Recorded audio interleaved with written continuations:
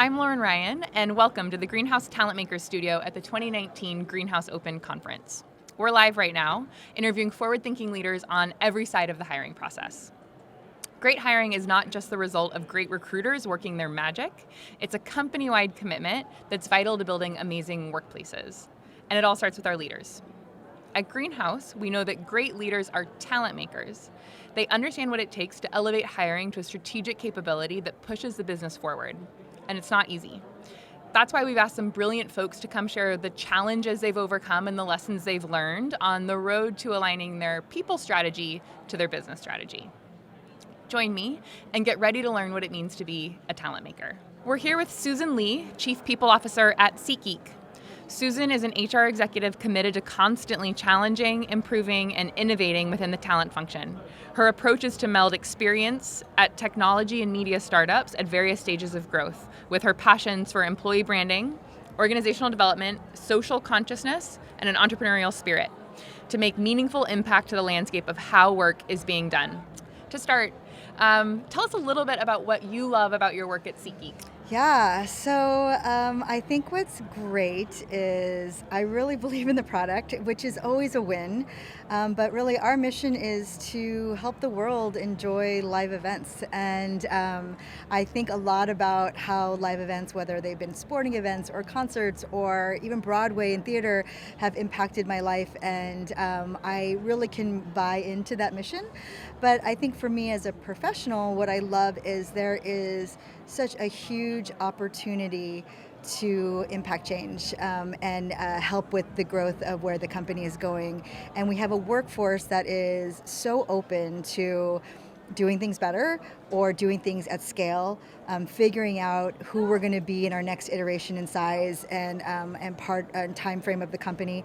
And that's all really exciting. And lastly, what I really love about SeatGeek is there is a culture of humility there where people just want to come in and do good work. And that is in the grand landscape of New York City and in the landscape of technology startups, it's super refreshing. That is refreshing. How do you make sure that candidates feel that and that when they're considering a bunch of different options, that shines through? Yeah, I don't want to do anything too prescriptive nor something that doesn't feel organic or truthful. So I think a lot of that comes basically from our hiring teams, a lot. For me, I was introduced to kind of that personality of humility just by who I met along the process.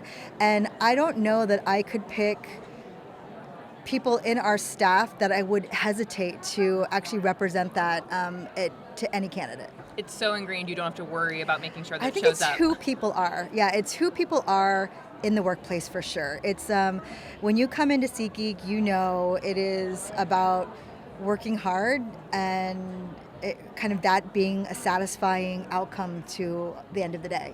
Thinking about culture, and then you mentioned scale as well. How do you keep an eye on making sure your culture is what's going to see you through to that next phase of scale when you're growing so quickly and see that something different is around the corner? How do you keep it elastic? Yeah, I mean, I think scaling is my sweet spot throughout my career. It's starting at a company that's just starting to take off and get them to a place where, oh my gosh, suddenly we're 3x, 4x the head count, and what are processes and policies that work for that size.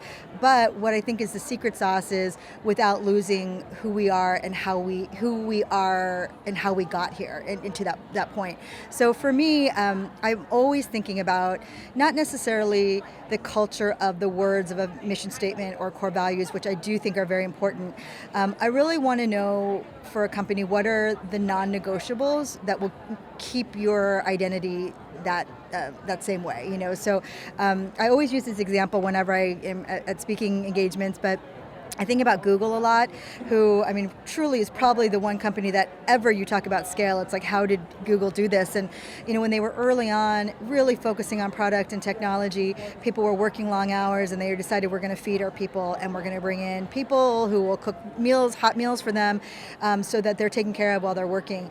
And now Google, one of the largest companies today, could very easily say the overhead cost for this is just way too high, or we're going to scale this back. And that was one thing that they had always decided, almost like just pinpointed, we're not going to ever change. And no matter what that cost looks like, let's then talk about anything else other than that. And I liken it to, if you've seen the movie Sex and the City, Sarah Jessica Parker's about to get married and all her girlfriends come over and they go through her closet. And they have these Post-its, and it's a keep or a donate or throw away. And I kind of think through mentally that exercise in companies, in culture. It's like, what do we keep? And then we'll figure out how to keep that as we scale, no matter cost, pressure testing that, whatever. What do we consider that maybe this is something we will do away with? And then what's up for discussion? So that's kind of the approach I take when we're talking about scale. What are the signals for you that, maybe it's time to do that exercise again? Yeah, that's a good question. I think I try not to make it about numbers. So I try not to make it about when we hit a certain head count. I think it's when you start seeing the seams pull. So when processes become to feel too cumbersome, or your first reaction is to become very prescriptive in how to tell someone to manage or have conversations, or when you think more about process versus an organic relationship and conversation. I think that's when you're starting to rely too much on process and policy, and in my mind, that's showing that you have to reevaluate what's going to keep your culture fresh as you're moving on to the next level. We're talking a lot about talent makers, which is both the recruiting and hiring side of the equation as well as the leaders throughout the rest of the business as well. How do they partner with you on that? How do you make sure that either they're bringing you those signals and surfacing where it might be time, or helping reevaluate the culture could be in the next iteration? Yeah, I mean, I'm really excited about being at Open, namely because at almost all the companies I've worked at, we've been Greenhouse customers, but I get to see my team that used to work for me at Warby Parker's here, and then my current team at SeatGeek is here. And what is exciting is I feel energized by them, and it's namely because my background is not in recruiting. I've always managed the recruiting function, but I've never been a recruiter, and I know also my limitations. It's not my strength, so I absolutely value what they bring to the table. I value their point of view. I value what they're hearing about what's happening in the industry. I value their the questions of salary, how we close people, how we present our culture, what we want our script to be. I value their point of view on candidates, on the hiring managing process. So I have such just a huge appreciation for what really healthy and strong recruiting teams can do. So for me, the partnership is almost 100% listening, or just asking questions because I don't know. And in the flip, sometimes those questions are something that they haven't thought about because it comes kind of more from a people perspective, So, but yeah, very much valuing their voice. And what about the rest of the other functional business heads, the head of engineering or the head of marketing? How do those folks work together to kind of make sure that the culture is what you want it to be and that the recruiting team has what they need to be successful? Yeah, I think that, obviously that starts with the hiring process for them, for people in that in those roles. I also think there has to be some flexibility and grace allowed to that sometimes your cultural elements and pillars manifest themselves differently in engineering versus in marketing versus in finance, and so I don't think we all have to act the same, we don't have to approach things the same, but we all have to have the same desired outcome. So I think having that grace is important in allowing that flexibility. And then also building a lot of trust and communication between the people team, and that includes especially the recruiters and those hiring teams, that, hey, I'm going to give you some feedback about the way that you guys have handled the assessment conversation. Instead of that feeling like an accusation towards our hiring managers, they actually feel like, okay, this is genuine feedback that's going to help me. Is there a time that stands out in one of your experiences where that trust maybe wasn't quite what you needed it to be? Mm-hmm. How did you help those teams get closer? Yeah, I mean, I think that I will speak specifically to when I entered into SeatGeek, but this is not unique to SeatGeek. So when I came into SeatGeek, they had just kind of hit a period of growth and now needed a little bit more rigor and maturity around processes, policies. But usually tech startups, when they get to a certain place, they've done kind of this plug and play off-the-shelf method, like what tools are out there, what PEO can I use, I've Googled, this is how someone does performance management, this is how we're going to do it. So Not that there wasn't trust, but I think the expectation of the people team was deliver. Just deliver on the things that we have heard that we need as a company, performance reviews, that kind of stuff. Coming in, I wanted to say, let's challenge the way we do everything. And so what are we trying to get out of performance management? What are we trying to get out of compensation? Instead of me coming in and just building a compensation strategy, what do we want to achieve? That will help inform how we get there.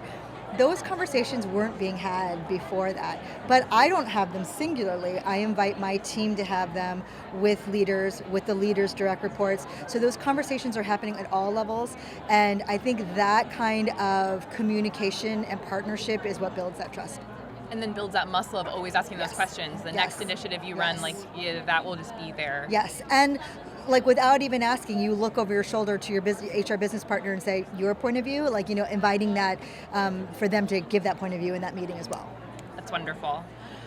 You have mentioned some of the brands that you've worked with. So SeatGeek now for live events, which I will plug. I'm a happy Hamilton ticket buyer from SeatGeek. Love it.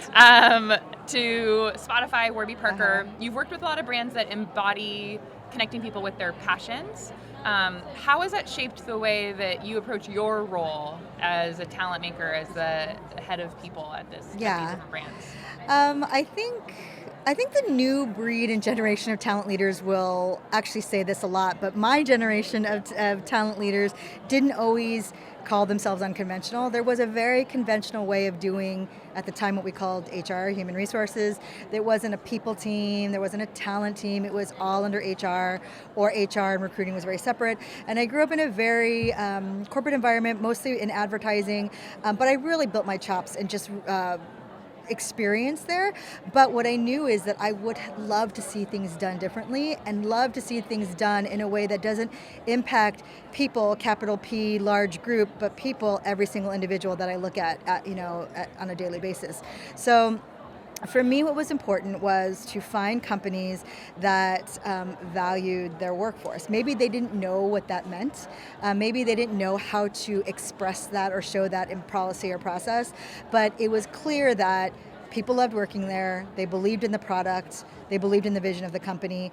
That is something that you can't bottle or buy. So finding those kinds of companies, then the way that I sell myself and the way is because number one, I have a true passion for that company. It's like I could have been interviewing at many companies, but I knew the moment that I was talking to, when I was at Spotify or Warby or SeatGeek, this is where I want to be here, and then that puts a personal investment on my part of now let's make this the best place to work.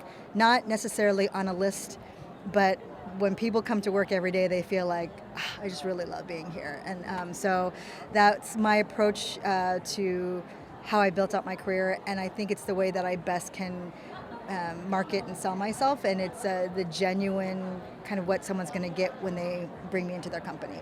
You mentioned being kind of raised up inside a conventional HR environment and have now set yourself on this path of being a less conventional people leader and at very inspiring brands. How did you see that you wanted to make that change, and how did you feel empowered to choose the unconventional?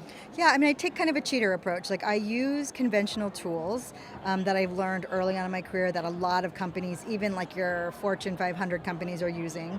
But then I always question the process, the tool itself, the validity of the outcome of going through that process. And here's an example, all companies want to know who are your top performers, who's your high potential, and then how do we recognize and reward them. Traditionally, in the past, most companies will do a 9 box. It's like you'll rate your people on a scale of vertical performance, and the horizontal is potential. And they end up in a quadrant of 9 boxes. I think it's an interesting exercise to do, but I'd always seen after that exercise was done, when we would look at who ends up in all these boxes, people then start calibrating. No, I don't actually think he's my best. He's not in line with these people, other people in the same box. I'm going to move. And I think those calibration conversations are hugely important. But what it brought to light to me is I don't think this process or tool is perfect. So how do we make it better? Or how do we make it better for this company and what this company's objective and what we're trying to do? So I've done 4 boxes. I've done no boxes, but verticals and horizontals. I've had no template, but the conversation of performance versus potential. I've also said, hey, in this company, we're going to be very transparent about where you land. In this company, it doesn't behoove people to understand where they land, but we'll be transparent on the reward side of it. So I think that you always, it helps to start with the foundation, and I don't poo-poo how HR has grown up in corporate America. I actually feel like it has made me stronger foundationally, but I am just a naturally curious person anyways, and I kind of use that curiosity to feed how we might want to innovate the way the work is being done. I think that's such a powerful tool to recognize that, like, no matter how senior you are, you'll have tools in your tool belt, but they aren't one size fits all, that really open listening and understanding where you are and how it can fit, you can never stop doing it. Can I give you another example? Because I actually think this fits really well in the conversation we're having. Everyone knows that the annual performance review is outdated. People want feedback more than once a year. There's recency bias. It's administratively taxing for managers. And companies wanted to do something innovative. So I remember reading about Adobe getting rid of performance reviews altogether. They're just like, no performance reviews. And everyone thought, can you believe this? This huge company is getting rid of performance reviews. And I get that people want to innovate to change a broken or outdated system. But there's validity to giving feedback. There just may not be validity in, or what's outdated is how often or not that you give it, and the tools we were using. So when I was at Warby, it was right around the time these companies were getting rid of the annual feedback and annual performance review, and we were talking about it. We agreed that it was broken. And in discovering what do our employees want, how much feedback do they want, how do they receive feedback, what kind of feedback and at what cadence actually delivers a change in behavior. And we started watching, listening, researching, and ultimately decided we went to a month in review. So we actually did performance reviews every month, employee driven. They were the ones who filled it out. They talked to their manager. It was a conversation. And I think it's funny because they were originally talking about, let's get rid of the annual review, and everyone assumed that meant get rid of all reviews. And we went totally the opposite direction and gave 12 reviews a year, and it ended up being hugely successful because it got rid of the problems that they were having, and it solved for what was missing, which was this regular feedback, and also demystifying feedback. What's really great about that story is it exemplifies what great products do too, which is listening to their users and taking user feedback and not assuming that you've solved a problem from the get-go, but iterating through what the actual end user needs to be successful with whatever that problem is. And I feel like the people function has started to really embrace that idea. That's a great point. Which is wonderful. You proudly champion your role as a 360-degree HR generalist, which is such a refreshing change when so much of the HR and talent world is pretty specialized. How did you choose your path? And how does that guide the teams that you build as well around you? Yeah, so when I was growing up in HR, the specialties like compensation and benefits and recruiting, we actually didn't ever get in the same room. They were all different departments. I was in the HR department. And I always felt like it was like we're not informing each other of stuff. There was a huge void of information. And I also would see my manager be in 6 different meetings, all giving the same update, so it felt a little bit like this is a waste of time to me. I actually moved into what kind of got me elevated into leadership for HR is I was running an HR department for a small tech startup. I was their first HR person. It is the career of many people. There's a huge network of the same person in New York right now, because of technology startups.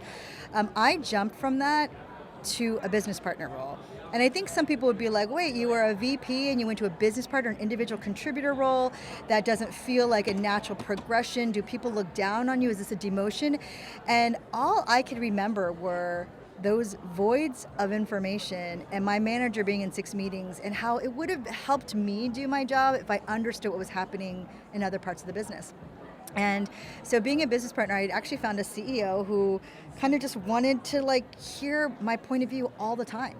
Like if I decide to open an office in Atlanta, what do you think are going to be my pitfalls? And like just having these kind of like what if conversations. And his name is Greg Coleman. He's a fantastic leader in the New York tech space.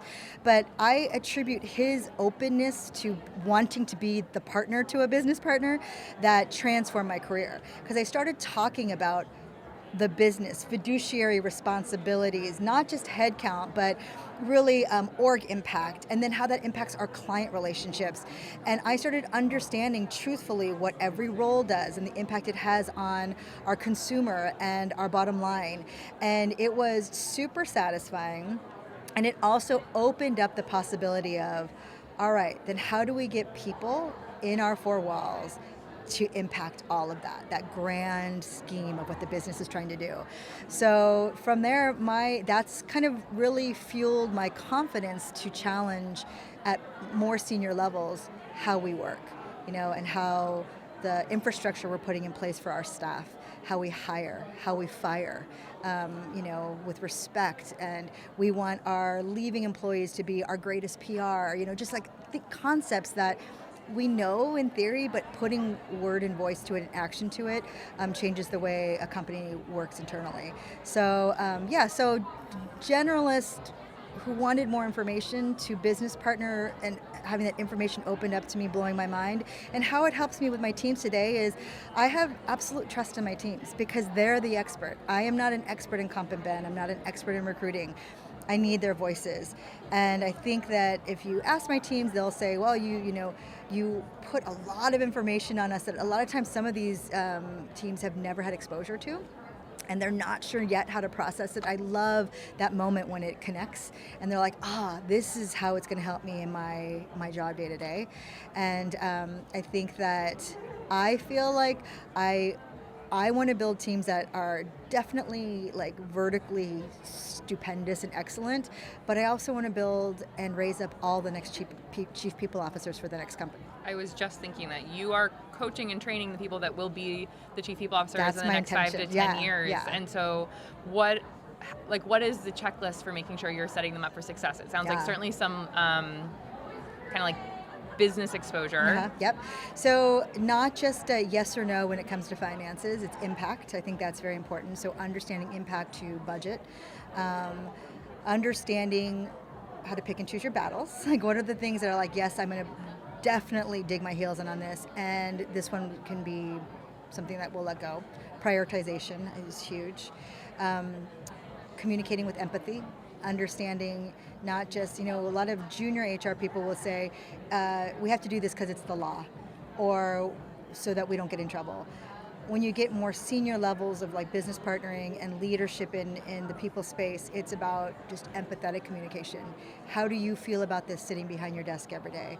And I think the other thing is understanding that your vertical has an impact in the grand scheme of things, but you're not limited to your vertical. So I use all of my people leads who lead all the verticals, but we may share a project. Hey, I need your minds to help me think about how we want to approach performance management moving forward. So I'd like to give them kind of some shared projects to dig their heels into and meaty stuff. So Absolutely.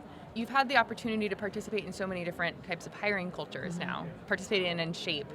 What has been the kind of one common thread that you would that you think that all candidates having gone through any of those processes would be able to say confidently about the process? And then what's been different? How have you learned how to have a flexible hiring culture depending on which of those brands you're working for?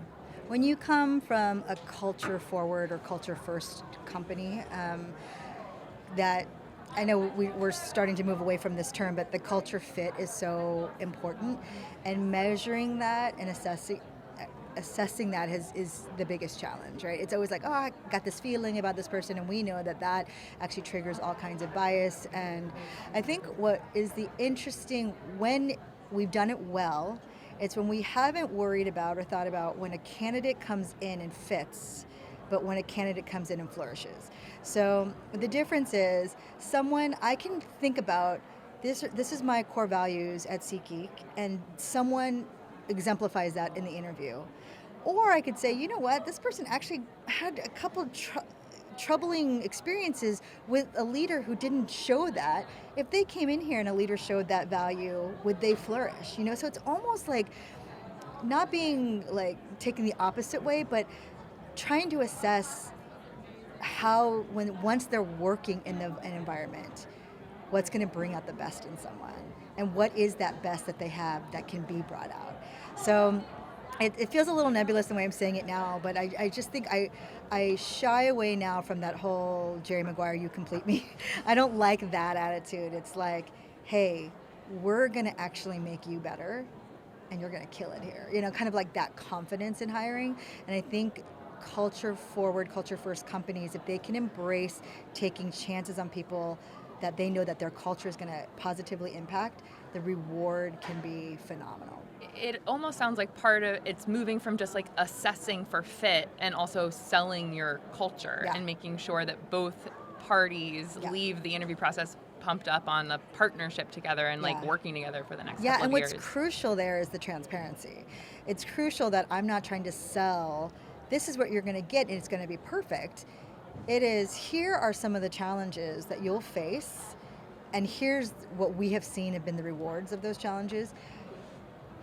Are you the type of person that will feel rewarded from that challenge? Or is that literally the kind of challenge that triggers all your buttons and you're like, I can't work there? And that is an honest and okay conversation to have. It's totally fine. I prefer to have those, it's like, so I can be very honest and say, for a lot of technology startups, we have very little structure, we move very quickly, sometimes there's a lot of autonomy, which is great, but there's very little accountability. When your hair is on fire, how do you typically feel when you go home every day? That is something that's important to me, because more important than, hey, tell me in a time where you exemplified this core value. So, what is one of the lessons you've learned in terms of like ramping into a new culture and preparing to lead a new culture as you've moved? How have you learned to do that well, and what's been maybe a mistake you've made along the way? Yeah, I think for me, I'm learning this. This is kind of my life lesson across the board, but I just don't want to hold anything too precious. Like nothing is so horrific. A mistake is never so horrific that I should go home and beat myself up over it. And nothing is so important that I really make myself feel like I can't do this, or a failure. And that sounds a little bit maybe too Pollyanna, but I think I'm just becoming much more flexible and much less rigid. I have an aversion, and I'm allergic to things that are too prescriptive, too, in the tech world we call it corporate, like it's a bad word, but too overly processed. And when I come into companies and I see a 50-point process, I'm like, oh, how do we make this 5 points? How do we then train people to work within a more flexible environment? So I think what I've come from very companies with very dynamic cultures, and it is hard not to then want to replicate the best of that in the next step. And so in that whole conversation of what I've learned to be more flexible is, it's okay if a company's people are complaining about pay. It's all right. Just because you came from somewhere where you took care of all the pay, and you got them in a good place, doesn't mean that you can either, a plug and play is going to make everything all right.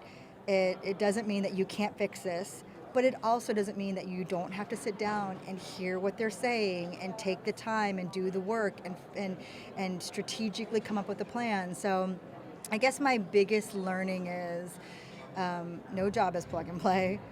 Show myself some grace. It's just a job. And at the end of the day, I want to feel proud of the work that I put out, and a lot of that is on me, and more so on me than on anyone else. One of the things you've talked about observing the importance of is company rituals. Mm-hmm. Tell me a little bit about your perspective on that. And in the same conversation, how do you protect what already exists versus recognizing how to let something evolve? Yeah, and I think this is a little bit different than what people call culture. It's more akin to things that companies consider traditions.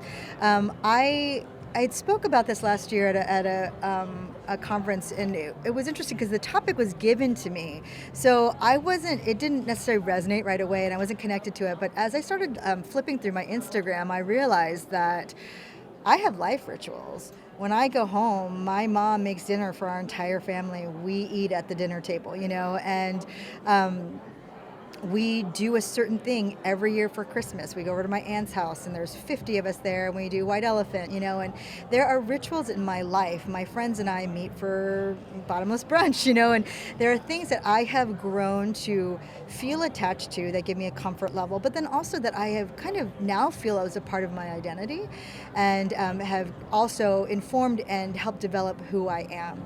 So for companies, I think rituals, it doesn't have to be something hugely life-changing. It could be as small as a balloon on the back of your chair when you start, or on your birthday or anniversary. But what it does provide is that person feels they're a part of something. So that means every other person has gotten that. I'm a part of this ritual. I haven't been overlooked, so I've been seen. And that there is a level of commitment and care to keep this going. And like I said, it can be very small. Doesn't have to cost a lot of money, but it will have huge impact that's maybe not measurable, but it is that feel-good factor, or that feeling of belonging that I think that we don't talk about enough. We're about to wrap up. Is there anything else that you want to make sure that we chat through? Any story that... I think one of the things that has also just changed later in my career, despite the fact that it has been a conversation in the industry for a long time, is obviously the concept of diversity and inclusion and belonging. And I just wanted to throw that out because we didn't really touch on it. But, I have come from a very traditional HR background. In large companies, there are very typically a head of diversity and inclusion, and it became for many years in my career something of not my problem, I don't identify with this, despite the fact that I'm a woman, I'm a person of color, so I find what's interesting and exciting about what's happening in the workplace today are just the conversations that are being had. Yes, there's a lot of emotion attached to it. There's a lot of frustration. People are tired of companies not being the forerunner of change. And quite frankly, a lot of the change that's happening today with pay practices and paid family leave and all that stuff, it's actually governments that are forcing change, not companies who are ballsy enough to step out. And in a lot of the things like Me Too movement, it was employees who came forward because they were not getting the support from their HR departments. Susan Fowler at Uber, she had to go public because HR didn't stand with her. So I think what is an interesting and a really fascinating and wonderful conversation to have is to be talking about, number one, how we should have done better. Number two, how we can do better. And number three, how we don't have to be the drivers of this change, but we for sure have to be actively involved in the conversation. And we don't have to be afraid of the emotion attached to it. We don't have to be afraid of stepping on people's toes, which I hear that all the time. It's just important that we are talking. And so I get very excited about that. Here at Open, there have been so many sessions about it, which have just been really wonderful. I learn something new every time we have the conversation. So, and that has happened really later on in my career. So I guess if anything, a learning for me is you're going to continue to learn. You've never learned it all, and the world is changing. So our roles in HR are also changing. If it's not changing, then you're not doing it right. You're doing it more for process than for people. So I'll leave it with that. It's a wonderful call to action to remain brave as a function and know that we need to take on new work, but doing it with a very open mind and learning attitude as well. Susan, thank you so much for joining us. Thank you. It's been a wonderful conversation. We will talk soon in the Telemaker studio. Can't wait.